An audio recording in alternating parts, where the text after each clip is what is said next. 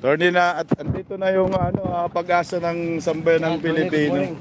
Attorney Jimmy. Okay lang, naghihintay po kami sa inyo. Kamusta po ang pag-file ng kandidatura? Maganda at walang lubak. Yun lang naman ang aking pinagdadasal, na walang magkamali. So, okay naman. It went well, and Senator Robin attended and sinamahan niya ako para endorsoin as an official campaign manager of the PDP Laban. Ano po ang inyong hangarin at plataforma? Bakit po kayo tumakbong senador?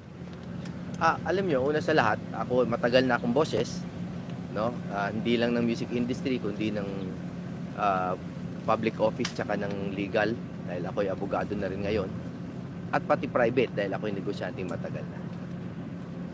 So gusto ko pong tumulong sa batas ng anti-corruption agencies. Kasi talagang kahit ano gawin natin, kahit magbago tayo ng konstitusyon, magbago tayo ng mga batas, kung kurakot pa rin ang mamamahala sa atin, walang mangyayari sa atin. I want to institutionalize anti-corruption laws and agencies. Independent, may sariling budget, hindi napapaltan ng nakaupo. No? Yun po ang una kong hangarin. Pangalawa, gusto kong ibalik ang diplomasya sa Senado. Gusto ko ibalik ang Senado at ang lower house sa tamang riles. Hindi ako nagkikriticize sa hearing kung gusto niyo mag-hearing, basta kung totoong in aid of legislation. Pero ang marami pong dinidinig ngayon, kailangan dalhin sa korte. Wag doon. Para ibalik ang tamang trabaho ng senador, which is to make effective laws.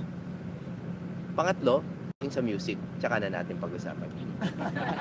Kasi hindi ko siya minamaliit. Importante siya. Malaki yan, sir. Malaki yan. Kasi we will use music as an economic force. Pang turismo yan eh. K-pop, lahat, no? Hollywood. Pero, hindi ko kailangan explain. Tutulungan lang natin yung industriya na yun na talagang magkasilbi sa ekonomiya. Vloggers kasama. Vloggers, music, artista, lahat yan. To utilize it. Hindi yung parang nasa gilid lang tayo. Dahil hindi naman tayo isdang gigilirin eh. 'Di ba? Tayo ay pwedeng maging nasa sentro ng economic forces. Asahan nyo, sir, ilaban namin kayo ng patayan, kampay na namin. Maraming salamat. Attorney Jimmy Bundok, ikaw po ay kilalang supporters ni Pangulong Duterte since 2015 or 2016. Kilala po natin si Pangulong Duterte na galit sa droga. Kaya nga nagkaroon siya ng war on drugs. So ngayon, under Marcos admin, medyo napabayaan. Meron ba kayong naiisip na batas patungkol dito sa paglaban ng illegal na droga sa ating bansa? Alam mo, yan ang napakahirap. Dahil hindi tulad ng mga sinabi ko kanina, ang enforcement of drug laws ay talaga is an executive privilege. Nasa executive yan eh. So, ang magagawa lang natin ay we will revisit yung mga comprehensive na dangerous drugs law, kung paano papaiigtingin at gagawing mas mabisa yung mga PDEA, no? Para magkaroon sila ng otonomiya. Alam mo, sa lahat po ng plataforma ko, lagi niyong maririnig yung otonomiya. Kasi dapat ang mga ahensya, may sarili silang power to enforce, na hindi sila bastang nauutusan kung sino nakaupo. Para ginagawa lang nila lagi yung tama. So we will revisit those laws on dangerous drugs. Ikaw po yung pang-apat na kandidato ng Senado sa Senado ng PDP Laban. Alam na ho ba ni Pangulong Duterte na nag-file ka na ngayon ng COC? Wala pong ini-endorso ang PDP na walang basbas ng ating leader na si Pangulong Duterte.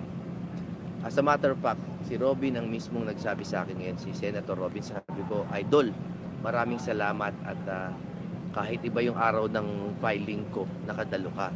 Sabi, ay, utos ito ni Pangulong Duterte. Yun. So, I'm very honored. Ano po ang mensahe ninyo sa lahat ng mga taga-suporta ni Pangulong Duterte at sa mga mamamayang Pilipino? Babawiin po natin ang gobyernong ito. Wow! Sa insay! Babawiin natin. Hindi po tayo nang aaway, hindi yon. Ibabalik natin ang lahat ng tama. Tama.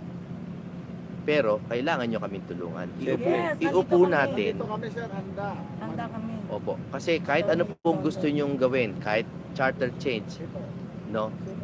Hindi yan tungkol lang sa kung ano yung batas, kundi sino ang hahawak ng ballpen. Importante kung sino ang naghahawak ng ballpen, kung may tiwala tayo. Kaya kung ako lang po sa inyo, PDP straight. Para alam natin na may basbas ng isang pinagkakatiwalaan natin, si Pangulong Duterte. Ito ang ikokontra nila sa inyo. Sasabihin nila sa inyo, pag nag-PDP straight ka, bulag ka, sumusunod ka lang. Yan ang lagi nilang sasabihin. Pero ang sagot lang doon, napakasimple. Ang tiwala namin na kay Duterte. Yun.